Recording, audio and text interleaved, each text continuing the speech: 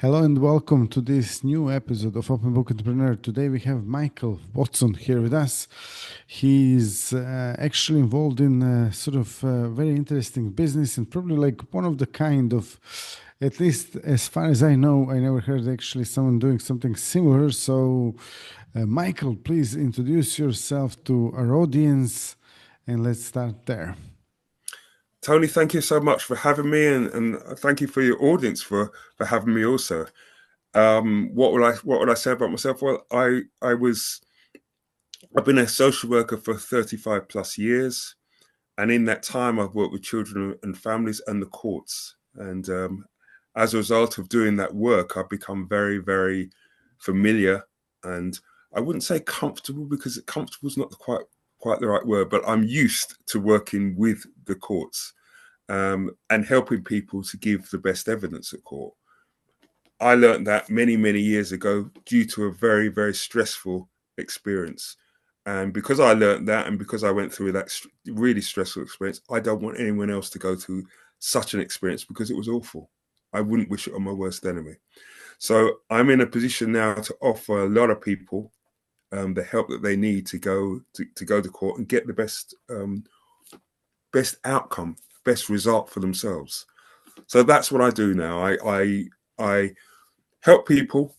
I give people a lot of content because most people don't know about the role that I've taken on. So I want to show people that they can give the best evidence and that there's someone out there who can help them to do that and Absolutely. with And reduced stress.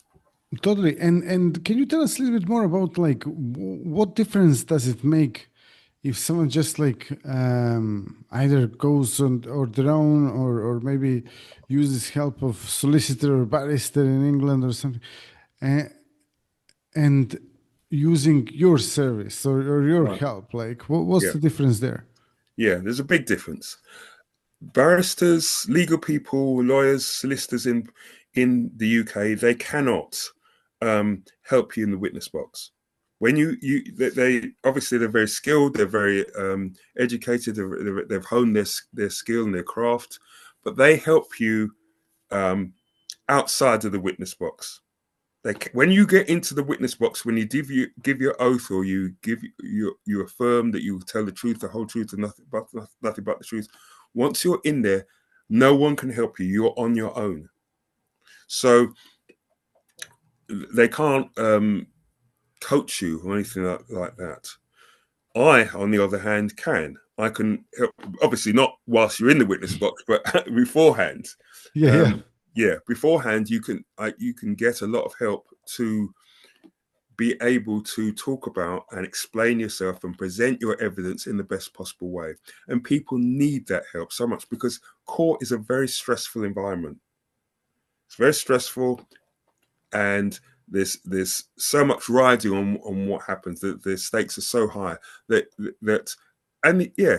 So you really need someone who can help you to prepare to talk about it in the best possible way, to argue your case well.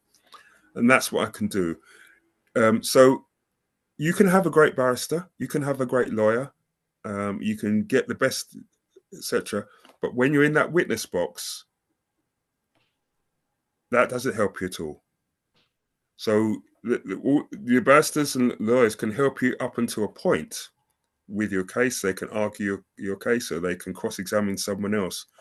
But to make your case really strong, you need a great barrister, great lawyers, but then you need to be great in the witness box to give yourself the very best chance of getting the result you want.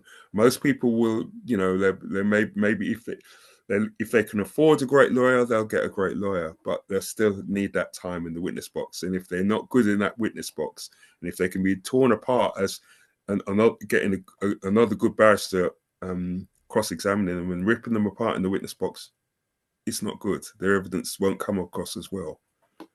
So does that make sense? I hope that's clear. Yeah, absolutely. I mean, and so you basically, as far as I can understand here, to just to clarify it for our audience, you basically coach people to get really good and to really present their case in the witness box. Yeah. Yes, yes. Yes, there's a number of things you have to do, but I mean, as I say, I've got a 5-step system, Mm-hmm. but the first thing is people have to be calm. People actually have to be calm and in control of themselves, because if you think about it, have you ever listened to someone argue when they're angry? Yeah. They end up shouting, but they can't argue their case. They don't, because they're actually, that part of their brain is not connected to they can't, it's not connected to them properly. So they can't actually articulate well. They can't discuss, they can't argument well. So the first thing is actually being able to be calm and in control of themselves. So I've got a number of steps that people have to go through in order to get to a point. And obviously it takes some time. It's not forever. It's not, it can be done in a few months, but people need to go through that process, and they need that practice, and they need that rehearsal. If they're going to go to court and be able to withstand difficult cross-examination. Absolutely. And then there are other steps in there and stuff. So where did you mention you have a book about this, or what's the book? I have a book, but the book doesn't go into the steps at the moment. I've developed the steps over the last couple of years. The book that I produced was just before COVID, just around about COVID, when COVID came in. So that was 2021. The book goes into a lot of things, but I've since developed things further, which is why I'm looking at developing a new book as well. So yeah, my 5-step system is CALMM. C for calm, A for attitude. You need to have a great attitude, no matter how you're being treated. L for listening, and you have to think about who you're listening to. You listen to the judge, you listen to the barrister, but you have to be able to listen. You can't listen, you can't answer questions. Can't answer questions, you can't give great evidence and get the result you want. So that's L. The 4th step is M for mindful. So you have to be thinking about how you answer questions. You have to answer questions in a way, give evidence that's consistent throughout, and it has to be consistently of a high quality, so the judge prefers your evidence over anyone else's. And finally, it's M for mastery. And mastery is when you develop the ability to master all the other 4 steps together: the calm and control, the attitude, the listening, and the mindful. When you master those other 4 steps and you put them all together, then you're in a position to give the very best evidence. Okay, great. And if someone wants to actually learn more about you or find out more about you, how they can do that? They could. I'm on social media. They can get me on Facebook, Michael Watson. They can reach out to me on LinkedIn, where I've also got a Incredible Witness newsletter. And again, I'm Michael Watson on LinkedIn. They can reach out to me on Instagram. I'm Michael240656. I'm actually also on YouTube. Well, I've only started recently on YouTube. I'm Family Court Coach on YouTube. Also Family Court Coach on X.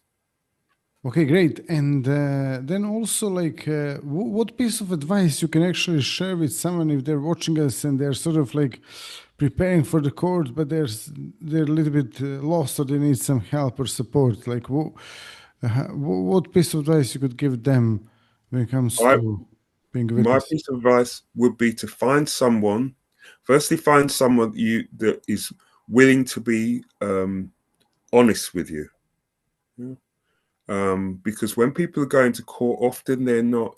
If it's something like, if they're not a professional, and that doesn't mean professionals can't be, because professionals can be upset as well. But if you're a parent going to court, for example, often they're going to court because they've recently split up with someone, or they can't see their child, or they're going through difficulties with their child, and it's very, very emotional.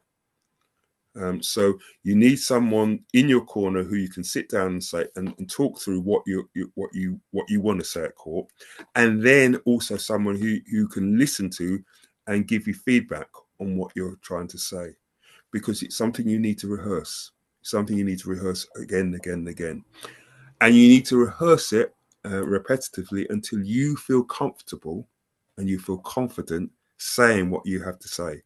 So firstly, finding out what you're saying, going through, allowing someone to hear what you say, but not someone who's just going to disagree with you. Someone who's going to actually challenge you if what you're saying isn't going to be helpful, because the judge may listen to what you're saying, but they think, no, that's not helpful. That's not in the child's best interest. So you really need someone who can give you that help and support.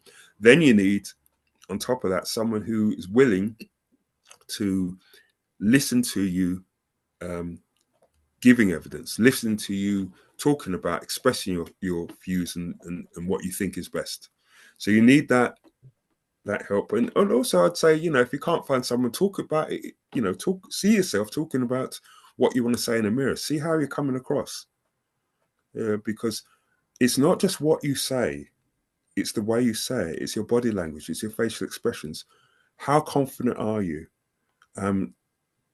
You have to, if you don't believe in what you're saying, the judge isn't going to believe it. So you really got to, it's not just, as I say, 93% of communication is non-verbal. Only 7% is what you actually say with your mouth. So what you say with your mouth has got to be important, but the way you say it, how confidently you execute that, how confidently you present that information is super, super important when you're at court. So that's why. That's the advice I'd give them. Okay, wonderful. Thank you so much for sharing this advice. Thank you all for watching and listening to this episode. If you liked it, drop us a like. If you have any questions for Michael or me, drop them in the comments below. Also, share these links as well. And see you all in the next episode. All the best and bye-bye. Okay, thank you. Actually,